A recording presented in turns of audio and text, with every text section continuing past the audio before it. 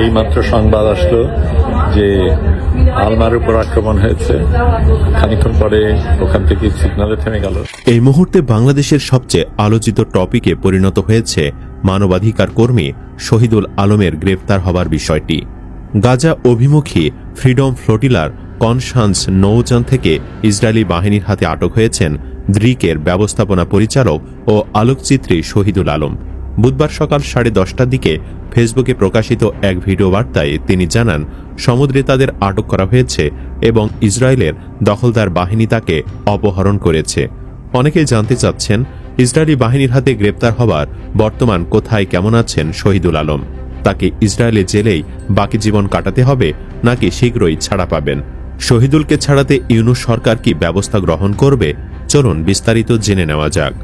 অবরুদ্ধ গাজায় ইসরায়েল আরোপিত নৌ অবরোধ ভাঙতে সমুদ ফ্লোটিলার পর রওনা হয়েছিল আন্তর্জাতিক আরেকটি নৌবহর ফ্রিডম ফ্লোটিলা, যেটি আটকে দাবি করেছে দখলদার বাহিনী।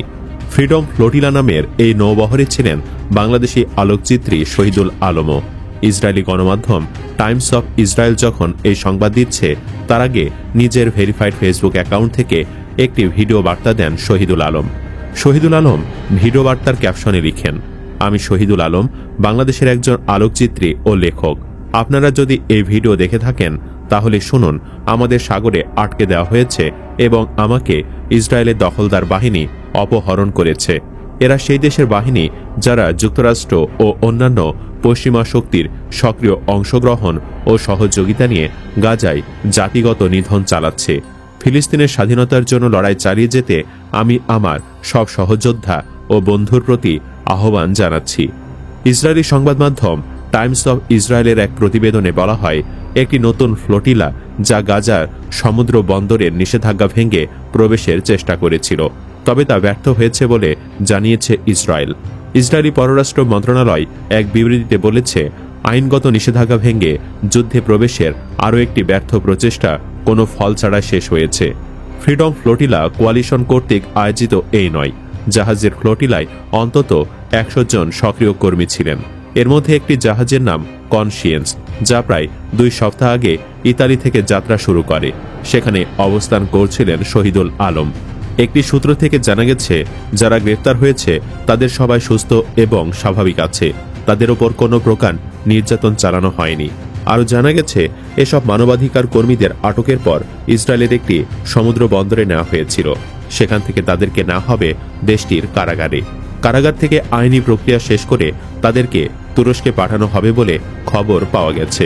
তুরস্ক থেকে তাদেরকে আলাদা ফ্লাইটে ইতালি সহ বিভিন্ন দেশে পাঠানো হবে। ইসরায়েলও বিষয়টি নিশ্চিত করেছে। গ্রেফতারকৃতদের জানমালের কোনো ক্ষতি হবে না, তাদেরকে দেশে পাঠানো হবে। এদিকে গাজা অভিমুখী কনসান্স নৌযান থেকে ইসরায়েলি বাহিনীর হাতে শহীদুলের আটকের প্রতিবাদ জানিয়ে সামাজিক যোগাযোগ মাধ্যম ফেসবুকে বার্তা দিয়েছেন বিএনপি মহাসচিব মির্জা ফখরুল ইসলাম আলমগীর। বুধবার দুপুর 12:20 দিকে তিনি শহীদুল আলমের বিষয়ে বার্তা দেন। পোস্টে মির্জা ফখরুল লিখেছেন, আমি সরকারকে শহীদুল আলমের নিরাপদে বাংলাদেশে প্রত্যাবর্তন নিশ্চিত করার জন্য অবিলম্বে পদক্ষেপ নেওয়ার আহ্বান জানাচ্ছি। যদিও বাংলাদেশ সরকারের পক্ষ থেকে শহীদুলকে ছাড়িয়ে আনার বা তার নিরাপত্তা নিশ্চিত করার কোনো সুযোগ নেই, কারণ ইসরায়েলের সাথে বাংলাদেশের কোনো যোগাযোগ নেই, অর্থাৎ কোনো কূটনৈতিক ব্যবস্থা চালু নেই। তবে শহীদুলের বিষয়ে কিছু করতে হলে বাংলাদেশ সরকারকে অন্য দেশের সাহায্য নিতে হবে। উল্লেখ্য, গ্লোবাল সমুদ ফ্লোটিলার প্রথম বহর 31 আগস্ট স্পেনের বার্সেলোনা থেকে যাত্রা শুরু করে। এরপর 13 থেকে 15 সেপ্টেম্বর তিউনিসিয়া ও ইতালির সিসিলি দ্বীপ থেকে আরও নৌযান এ বহরে যুক্ত হয়।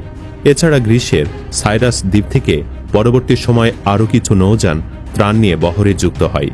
শুরুতে এ নৌবহরে 50টির বেশি জাহাজ ও অন্তত 44টি দেশের প্রতিনিধিত্বকারী শত শত আন্তর্জাতিক স্বেচ্ছাসেবক কর্মী ও আইন প্রণেতা ছিলেন। আয়োজকদের মতে তাদের মধ্যে 24 জন মার্কিন নাগরিক সহ কয়েকজন সামরিক অভিজ্ঞ ব্যক্তিও ছিলেন। নৌযানগুলোতে প্রতীকী হলেও উল্লেখযোগ্য পরিমাণ মানবিক খাদ্য, চিকিৎসা সামগ্রী ও গাজার জনগণের জন্য অন্যান্য প্রয়োজনীয় দ্রব্য ছিল। ফ্লোটিলায় থাকা অধিকার কর্মীরা সমুদ্রে কয়েকটি বৈরী ঘটনার বর্ণনাও দিয়েছেন। এর মধ্যে মাল্টা ও ক্রিটের কাছে সন্দেহভাজন ড্রোন হামলার ঘটনাও ছিল। এতে কিছু নৌযান ক্ষতিগ্রস্ত হয় এবং পিছু হটতে বাধ্য হয়। যখন ফ্লোটিলা পূর্ব ভূমধ্য সাগরের কাছে পৌঁছায় তখন বহরে 44টি জাহাজ ছিল। এরপরও ফ্লোটিলা অগ্রসর হতে থাকলে আন্তর্জাতিক মনোযোগ বেড়ে যায় যখন এর অগ্রগতি পর্যবেক্ষণ ও প্রয়োজনে সহায়তা দেওয়ার জন্য স্পেন ও ইতালি নৌবাহিনী জাহাজ মোতায়েন করে। অন্যদিকে ইউরোপ সহ বিশ্বের বিভিন্ন দেশ সব পক্ষকে সংযত থাকার আহ্বান জানায়, যদিও শেষ পর্যন্ত একটি জাহাজও গাজার উপকূলে পৌঁছাতে পারেনি। পরিশেষে আমরা দোয়া করি আল্লাহ শহীদুল আলম সহ সবাইকে যেন সুস্থ স্বাভাবিকভাবে দেশে ফিরে আনেন। আমিন। চাইলে আপনিও কমেন্ট বক্সে আমিন লিখতে পারেন। ভিডিও ভালো লাগলে লাইক দিন এবং শেয়ার করুন, আর অবশ্যই চ্যানেলটি সাবস্ক্রাইব করুন। ধন্যবাদ।